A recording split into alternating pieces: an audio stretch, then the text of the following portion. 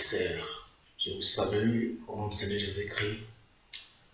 C'est votre âme, le serviteur de Dieu, Dr. Clayson.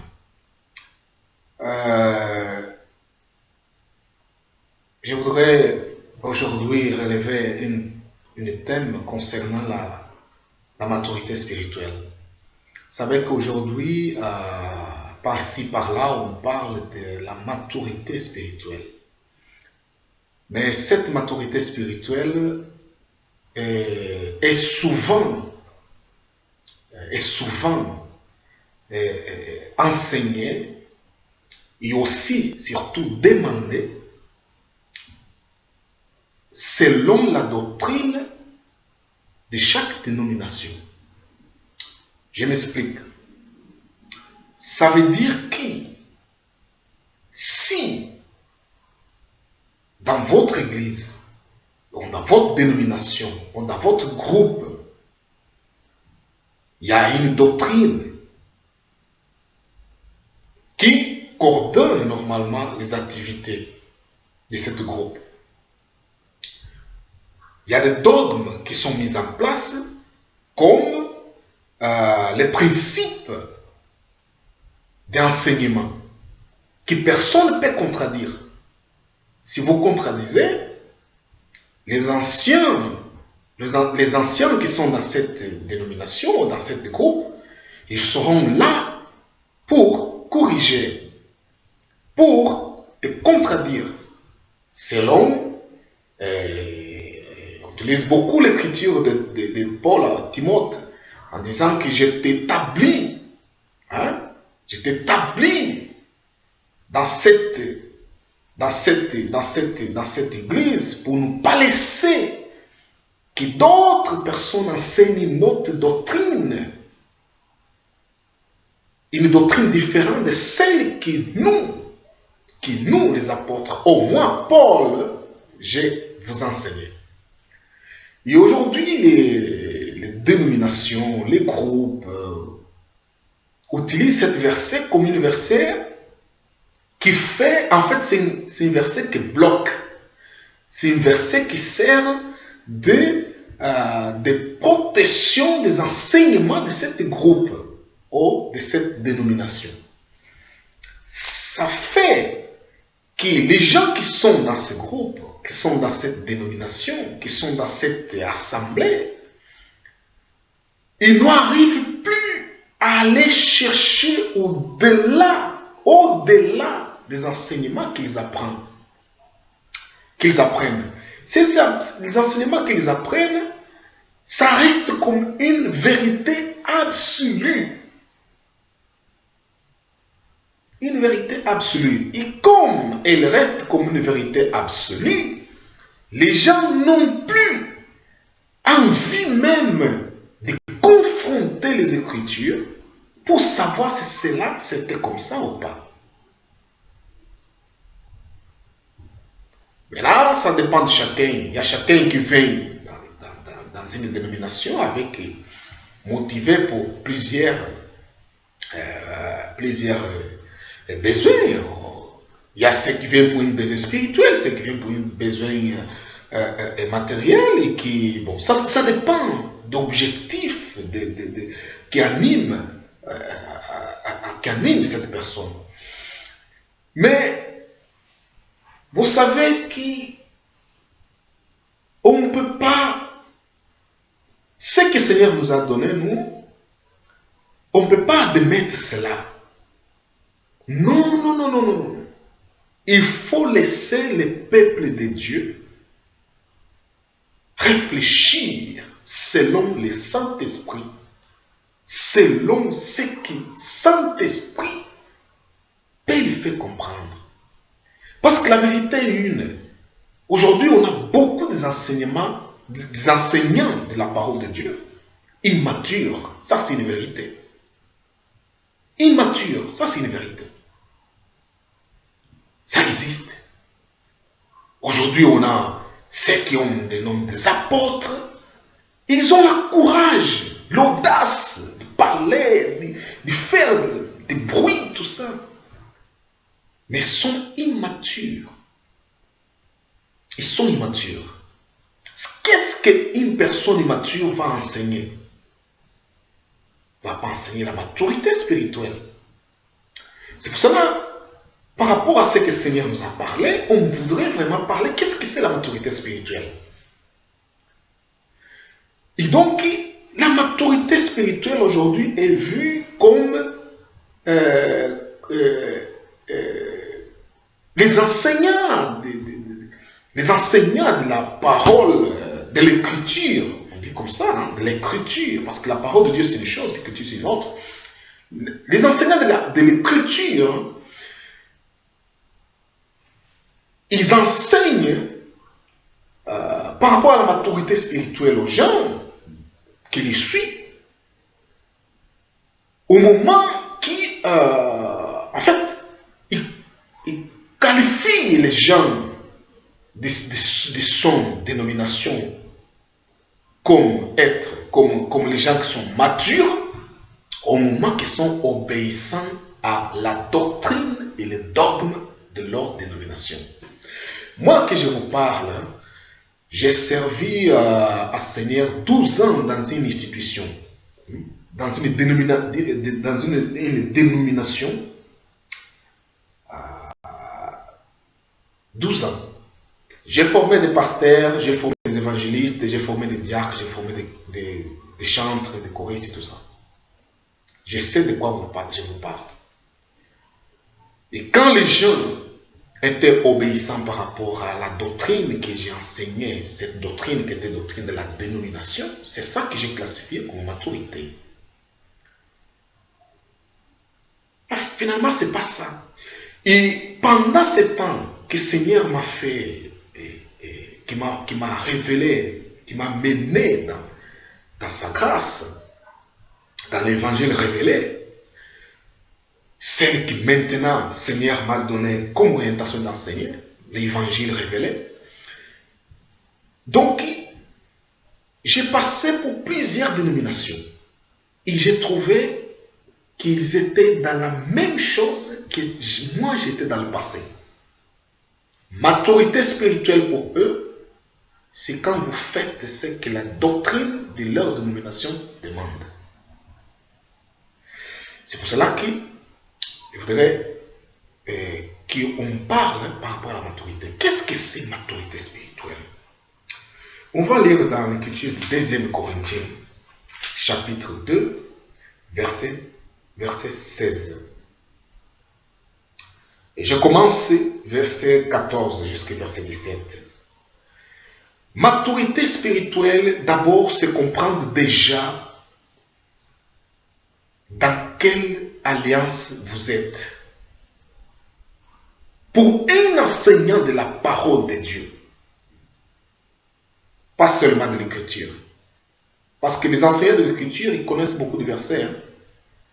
De 5 à 5 minutes, quand il parle, il sort des versets dans sa bouche. Il connaît la Bible. Mais moi, je parle par rapport aux enseignants de la parole de Dieu.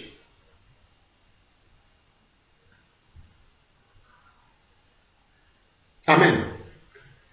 Parce que la parole de Dieu, c'est une chose, l'écriture, c'est une autre. Si vous êtes déjà mature, vous allez comprendre qu'est-ce que j'ai envie. Vous comprenez qu'est-ce que j'ai en train de vous dire.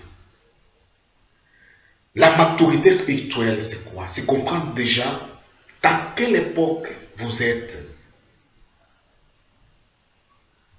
Dans quel est l'évangile qui Dieu, quelle dispensation qui Dieu a mise en place à 7 ans.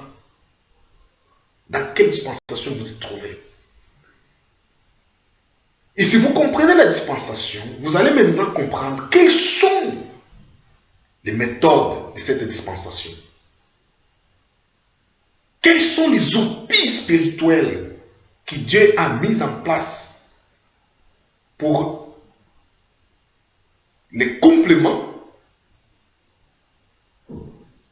de cette dispensation.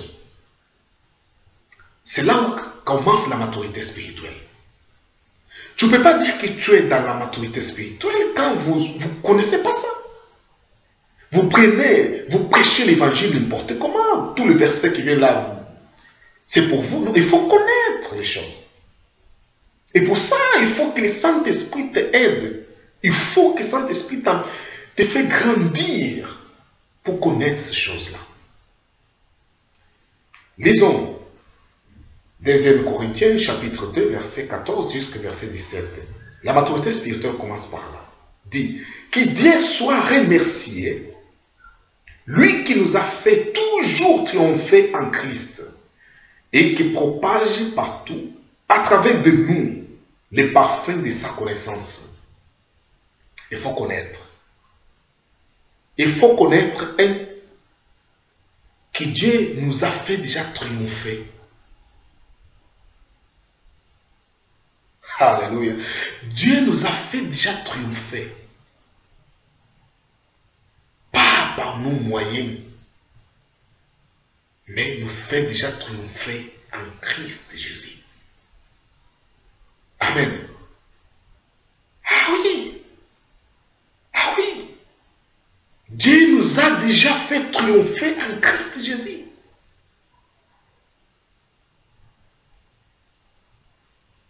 La victoire, ce n'est pas quelque chose à venir. La victoire, c'est déjà quelque chose réalisé. Suffit d'avoir la foi pour vivre cette victoire. Amen. Alléluia. Oh Seigneur Jésus. Au rien de dire, Dieu va faire ça. Dans la foi, on dit, Dieu a déjà fait.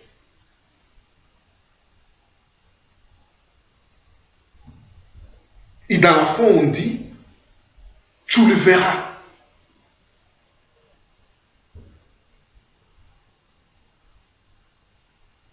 Dieu, ce n'est pas un Dieu de passé, c'est un Dieu de présent. La maturité commence par là. Ça veut dire que quand je suis dans cette maturité-là, je commence à comprendre que finalement, ma vie en Jésus-Christ, c'est une vie déjà de triomphe, c'est une vie déjà de victoire. Moi, je suis déjà dans la victoire. Dans la victoire. Je te donne un exemple parce qu'on se confond beaucoup. Je te donne un exemple. Vous voyez, par exemple, un boxeur. Est-ce qu'il peut gagner sans que son adversaire le touche? Bien sûr que son adversaire le touche. Je donne l'exemple même de Mike Tyson. Tyson, quand il gagnait les autres, Mohamed Ali, quand il gagnait les autres, vous pensez que les autres ne le touchaient pas? Il les touchait. Mais la conviction de victoire qui était en lui arrivait au point de démontrer qu'il est victorieux. Maintenant, cette particularité de te toucher, ça veut dire que ce sont des choses qu'on passe dans la vie. Tu peux être malade. Tu peux passer pour une situation de nécessité, avoir besoin, dans les besoins de cette chose-là ou l'autre chose-là qui peut-être, moi, tu ne l'as pas maintenant. Ça veut dire que ce sont des touches. Ce sont des touches.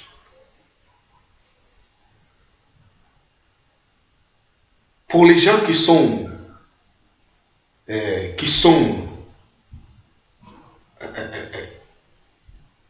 n'ont pas encore grandi dans la compréhension des révélations, quand vous êtes touché, pour eux, c'est une déroute. Et ils vont proclamer ça comme une déroute. Waouh, regarde, il est touché. Parce qu'ils n'ont pas compris, ils n'ont pas encore la maturité de comprendre les choses.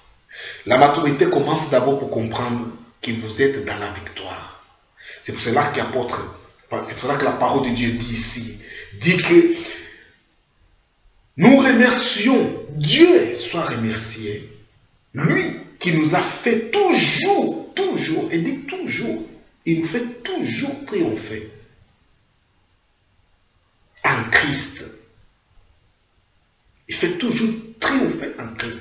Mais là, si vous voulez essayer de combattre sans Jésus, Ah non, là tu es vraiment totalement dans l'échec. Hors de Christ, il n'y a pas de victoire.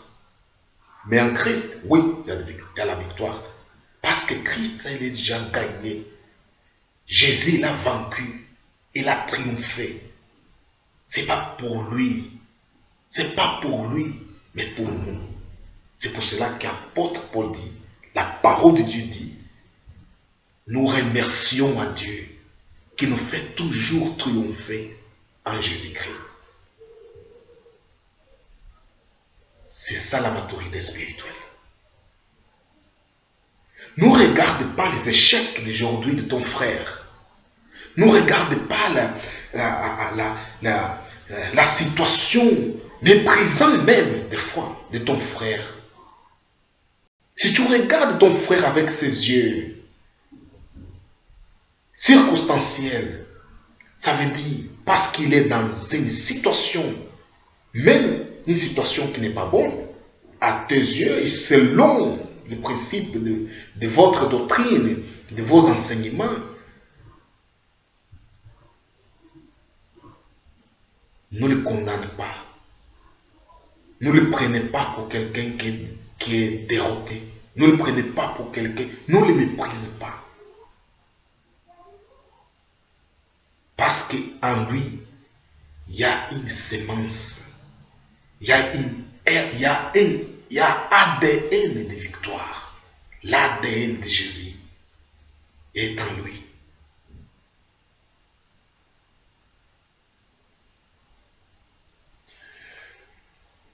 C'est là où commence la maturité spirituelle. De se comprendre déjà que vous êtes dans la victoire et que Dieu vous fait triompher tous les jours. Il vous fait triompher. Il vous fait triompher.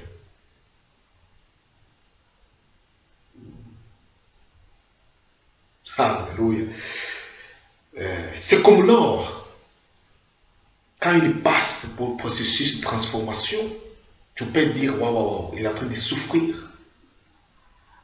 Tu peux dire, ah, il n'a plus de valeur parce qu'il passe par les faits, il passe. Tout ce processus-là, tu dis, non, il n'a plus de valeur. Parce qu'on ne le voit pas briller. Ce sont des processus. À la finalité, il sort, il brille, il a une valeur estimable. C'est le processus de transformation. Ce sont les processus que beaucoup de fils de Dieu passent. Pour des tentations, tombent au pas. La situation paraît totalement stagnée. Il n'y a rien qui avance. Il réclame, il se plaint par-ci, par-là, donc il ne voit pas l'issue. Non. C'est un processus. À la fin, la victoire viendra parce qu'il a l'ADN de victoire de Jésus en lui. La maturité commence pour comprendre cela. La deuxième chose, il dit,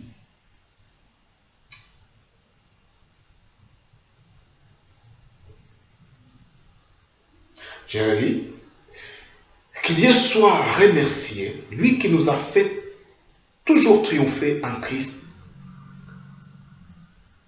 et qui propage partout, à travers de nous les parfums de sa connaissance. C'est à travers de nous que Dieu répand les parfums de sa connaissance. Ce n'est pas à travers du monde, c'est à travers de nous les serviteurs de Dieu, nous les enfants de Dieu. C'est à travers de nous que Dieu répand le parfum de connaissance.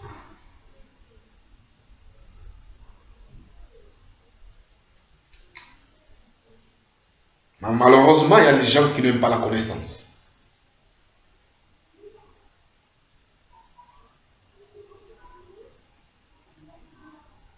Quand on n'aime pas la connaissance,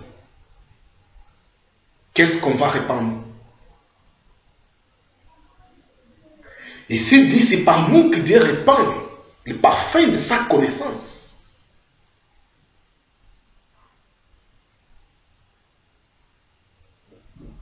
Il y a ce qui dit la connaissance tue, la connaissance orgueil.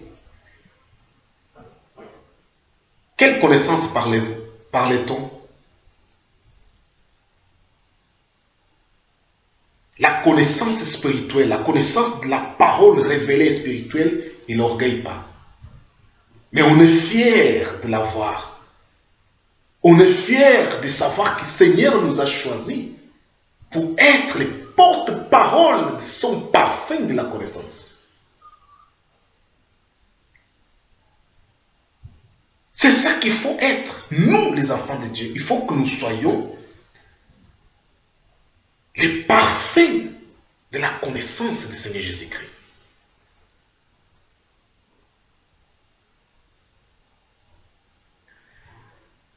Verset 15 dit, nous sommes en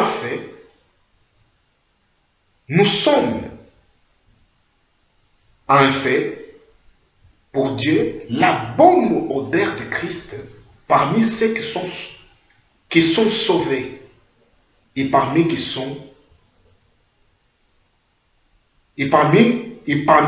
ceux qui périssent. Nous sommes les bons parfums. Nous sommes pour Dieu la bonne odeur de Christ. Nous sommes par Dieu la bonne odeur de Christ. Parmi ceux qui sont sauvés et parmi ceux qui périssent. Nous sommes les bons parfums. Nous sommes les bonnes odeurs de Dieu par rapport à ceux qui périssent, par ceux qui sont sauvés. Par ceux qui sont sauvés et par ceux qui périssent. Pourquoi une bonne odeur pour ceux qui périssent, pour ceux qui sont sauvés et pour ceux qui périssent?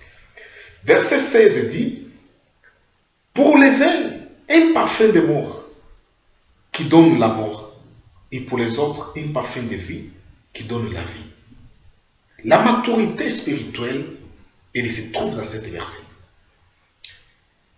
Le parfum, l'odeur, les bons odeurs, il dit les bons odeurs. En fait, cette bonne odeur, pour ceux qui se sauvent et pour ceux qui périssent, et cette bonne odeur, elle arrive à être un parfum de mort. Pour quelques-uns, un parfum de mort qui donne la mort, et pour les autres, un parfum qui donne la vie. Je m'explique. Notre vocation en Christ, quand on commence à atteindre la dimension de maturité, on va arriver au point où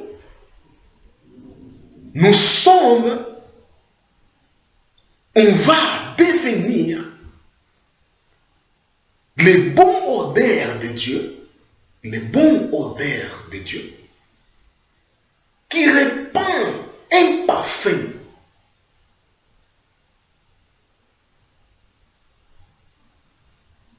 de mort pour ceux qui périssent, un parfum de vie pour ceux qui se sauvent.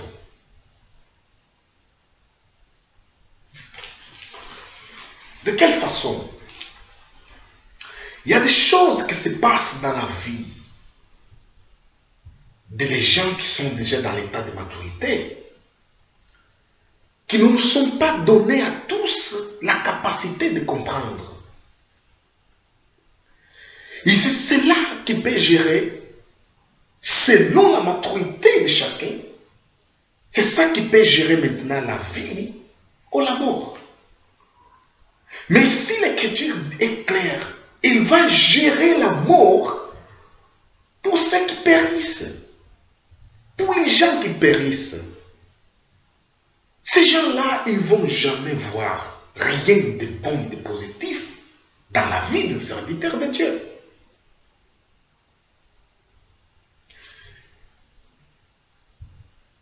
Ils ont toujours un motif, ils ont toujours une raison de s'opposer aux serviteurs de Dieu, de s'opposer aux enfants de Dieu. Parce que ces enfants de Dieu, ou ces serviteurs de Dieu, ils émanent en eux une odeur. Ils sont en fait une odeur parfaite de Dieu, une bonne odeur de Dieu. Mais sauf que cette odeur de Dieu, quand elle est dans la présence de quelqu'un qui périsse, l'odeur que cette personne qui périsse va normalement inhaler, qui va sentir de cette personne, ne sera pas une odeur bonne pour lui, sera une odeur de mort. Vous comprenez? Sera une odeur de mort. Une odeur de mort. Parce qu'il est quelqu'un qui périsse. Mais les jours qu'il viendra, s'il croit en Seigneur Jésus-Christ, et ces jours-là, il viendra à être quelqu'un qui est sauvé, et il ne verra plus à cette même personne comme une odeur de mort, comme une parfum de mort, mais si une parfum qui donne la vie. Amen. Malheureusement, aujourd'hui, on a dans les institutions religieuses, dans des groupes religieux, les gens qui ne sont encore matures dans la foi, qui ces gens-là, leur travail dans la dénomination qu'ils appartiennent, comme ils ne sont pas encore matures dans la foi, nous n'avons pas encore la maturité spirituelle de comprendre, ils vont toujours regarder la partie de l'amour dans un serviteur de Dieu et jamais la partie dans la vie. Et oui, un serviteur de Dieu, c'est comme une épée de double tranchant. C'est comme la parole de Dieu. C'est comme une épée de double tranchant. Donc vous regardez regardez les prophètes, un exemple. Les prophètes, tous les serviteurs de Dieu, ils ont toujours ce côté-là. Un côté qui scandalise et un côté qui ne scandalise pas. Mais les gens qui sont vraiment sont là dans la dénomination, mais ne sont pas encore vraiment sauvés parce qu'ils n'ont pas encore donné leur vie complètement à Seigneur Jésus. Ils vont toujours regarder la partie de la mort. C'est comme ça qu'ils vont rester toujours morts. Ils sont là, ils glorifient à Dieu, ils chantent et tout ça, mais ils sont morts spirituellement. Pourquoi? Parce qu'ils nous font autre chose que regarder la partie de la mort qu'il y a dans cet serviteur de Dieu ou dans son frère. Mais pour ceux qui sont matures, ils regardent la partie de la vie. Ils regardent, ils reçoivent les parfums de la vie que cet serviteur de Dieu répand. Parce que c'est lui qui l'a classifié pour être serviteur de Dieu. C'est lui-même Dieu. Ici, je répète, le verset dit, 2 Corinthiens chapitre 2, je lis ici le verset 15 dit, nous sommes en effet pour Dieu, la bonne odeur de Christ. Ils sont les bonne odeur de Christ. Pour Dieu, ils sont les bonnes odeurs de Christ. Mais sauf que cette bonne odeur de Christ, il amène avec elle d'essence de parfum. Et pour ceux qui périssent, ils seront un parfum pour la mort. Mais pour ceux qui sont sauvés, ils seront un parfum pour la vie. Maintenant, choisissez quel parfum tu veux d'un serviteur de Dieu. Il y a même les serviteurs de Dieu qui n'ont pas encore la maturité spirituelle. Ils ne comprennent pas ça. Leur travail, c'est quoi? C'est enseigner. Je vois beaucoup à l'internet. Les serviteurs de Dieu qui sont là dans le pulpit pour prêcher les autres, condamner. Cite même le nom, il n'y a pas de problème. Lui, il est fautif, il est comme ça. Pourquoi tu regardes toujours la partie de la mort de cet serviteur de Dieu? Parce que, regarde, écoute qu'est-ce que tu dis. C'est pas toi qui l'as consacré comme serviteur de Dieu. Il faut avoir de respect, il faut avoir aussi de la crainte de Dieu. C'est pas toi qui l'as consacré comme serviteur de Dieu. Il n'est pas pasteur, n'est pas serviteur de Dieu. Parce que toi tu l'as consacré. C'est Dieu qui l'a consacré. Et si Dieu l'a consacré, il faut faire attention.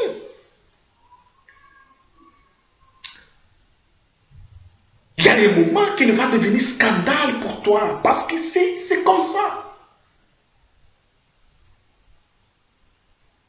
Maintenant, quand un serviteur de Dieu il atteint une maturité spirituelle, il devient cette personne qui va apporter les deux parfums. Parfum de la mort pour ceux qui périssent, mais parfum de la vie pour ceux qui sont sauvés. Pour ceux qui sont sauvés, quand ils écoutent, ils disent waouh, Dieu soit loué. Laisse-moi prier à Dieu afin que cette parole travaille mon être, que cette parole me fasse grandir dans la foi. Il ne va pas regarder si cette personne est de quelle couleur, cette personne est de quelle église, quelle est son doctrine. Non, il ne va pas regarder ça. Parce qu'il est mature déjà dans la foi. C'est pour cela que vous voyez, les chrétiens de Béréa faisaient comment? Ils écoutaient la parole, mais quand il est arrivé chez eux à la maison, ils prenaient la Bible, les Écritures, ils analysaient. C'est ces choses-là qu'ils ont écoutées. S'ils sont corrects ou pas. Ça s'appelle l'étude de la Bible. Ça s'appelle chercher la connaissance de la parole de Dieu. Malheureusement, ce n'est pas ça que se passe. Moi, j'ai fait un peu de tours, je connais les doctrines des églises. Et je vois qu'est-ce que se passe. Les peuples de Dieu qui vont, surtout dans les églises où il y a des miracles, il y a des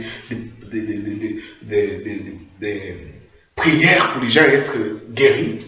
Dans ces églises-là, excusez-moi de vous dire, mais le peuple de Dieu n'a pas la connaissance. C'est la vérité. Dans ces églises-là, dans ces dénominations-là, le peuple de Dieu n'a pas la connaissance. Il peut connaître, mais pas autant. Ils sont dans le flou.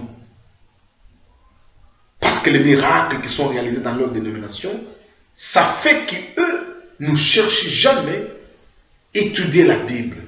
Savoir si ces choses-là qui sont enseignées sont vraies ou faux. Et qu'est-ce qui se passe? Comme ils n'étudient pas la Bible, les serviteurs de ces dénominations, de ces groupes-là, ils enseignent n'importe quoi. Ils disent des choses que ça ne va pas. Parce qu'il n'y a personne pour les dire, pour les contradire. Non, ce n'est pas comme ça. Fils de Dieu, étudiez la Bible. Quand vous entrez chez vous, étudiez la Bible.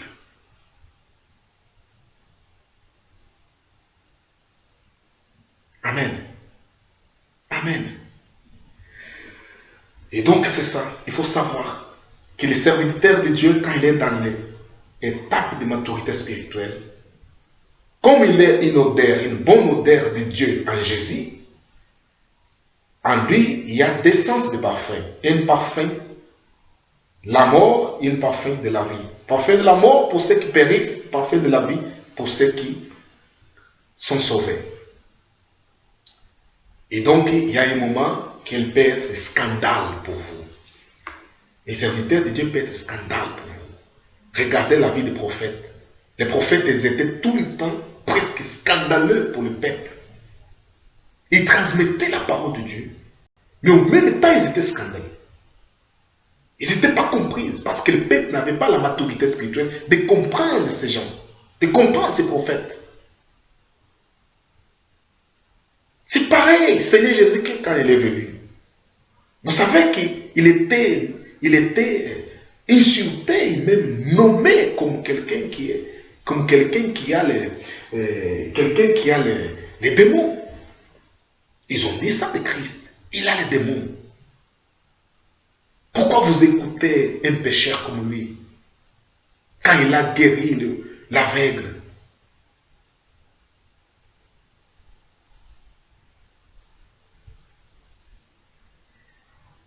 Qu'est-ce que les prêtres ont dit? Pourquoi vous écoutez les pécheurs? Qui vous a dit qu'il est Christ? Vous ne lisez pas l'Écriture pour savoir d'où viendra le Christ. Ce n'est pas lui le Christ. Ils ont même dit, il a des démons, cet homme. Vous voyez que Christ, notre Seigneur et Sauveur, lui aussi, il était scandale pour les Juifs. Il était scandale pour les prêtres, pour les religieux. Si tu es religieux, les serviteurs de Dieu qui sont dans l'étape de maturité seront un scandale pour toi. Seront un scandale pour toi. C'est pour cela, moi, je conseille, il ne faut pas beaucoup s'approcher des serviteurs de Dieu. Faites attention. Il ne faut pas beaucoup. Faites attention.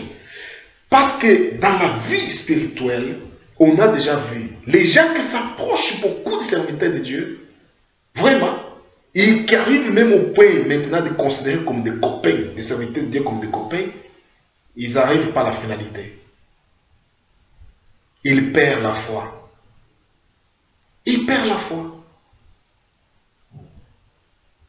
Parce qu'après, il va commencer à se plancher pour regarder qu'est-ce qui est de négatif dans la vie des serviteurs de Dieu. Et c'est ça qui va l'amener à la mort. Vous comprenez?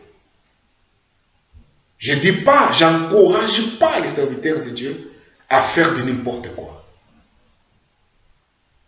Mais il y a un moment, vouloir ou pas, si tu es un serviteur dans l'état de maturité, tu passeras pour une situation de scandale.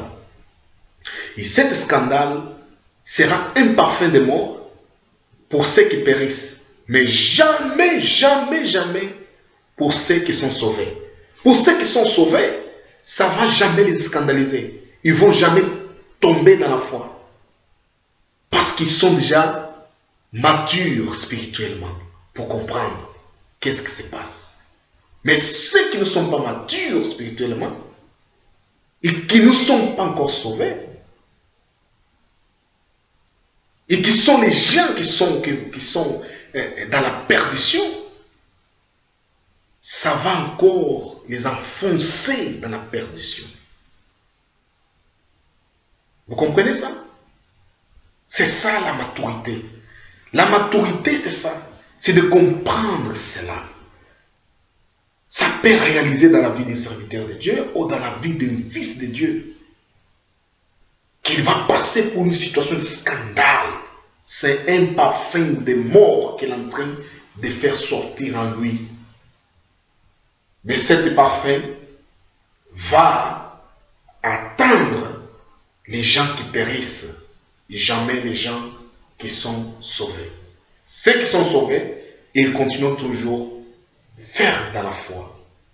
Et rien de ça va les atteindre. Parce qu'ils sont déjà sauvés. Mais ceux qui ne sont pas sauvés, sera scandale pour eux.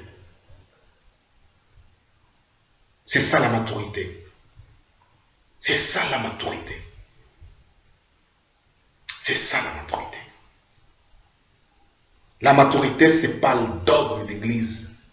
Ce n'est pas être correct à la dogme de ton église. Et ton pasteur te dit, ouais, tu es mature.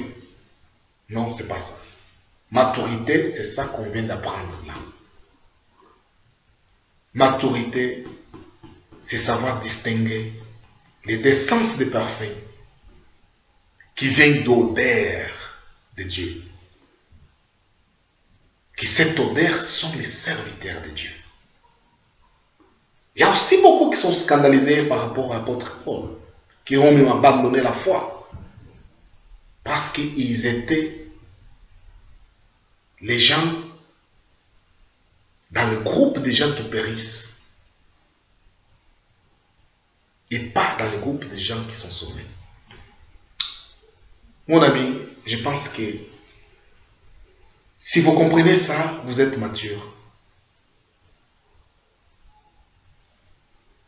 Et vous n'allez jamais, jamais, mais vraiment jamais, se mettre à critiquer ou à mépriser un serviteur de Dieu ou un fils de Dieu quand il se trouve dans une situation où il est un parfum de mort. Vous comprenez ça? Parce qu'il y a beaucoup qui sont comme ça. Ils pensent que quand un serviteur de Dieu, il est dans un état d'un parfum de mort pour les gens qui périssent, il classifie cet serviteur de Dieu dans sa tête. Pour lui, il n'est plus serviteur de Dieu. Qui es-tu pour dire que cette personne n'est plus serviteur de Dieu? La Bible dit, qui es-tu pour condamner les serviteurs? Qui es-tu? Qui es-tu? Ce n'est pas toi qui l'as choisi comme serviteur de Dieu. Ce n'est pas toi qui l'as consacré comme serviteur de Dieu. La consacration et le choix viennent de Dieu. Comme tu n'es pas mature, quand arrive un moment que cet serviteur et dégage en lui le parfum de la mort, et comme tu es quelqu'un qui est dans l'assemblée, mais tu n'es pas encore sauvé vraiment, c'est comme cela que tu vas se scandaliser. C'est comme cela que tu vas mourir dans la foi. Et c'est comme cela que tu vas aussi déclassifier cet serviteur de Dieu. Ce n'est pas toi qui approuves le serviteur de Dieu. C'est Dieu qui approuve le serviteur de Dieu.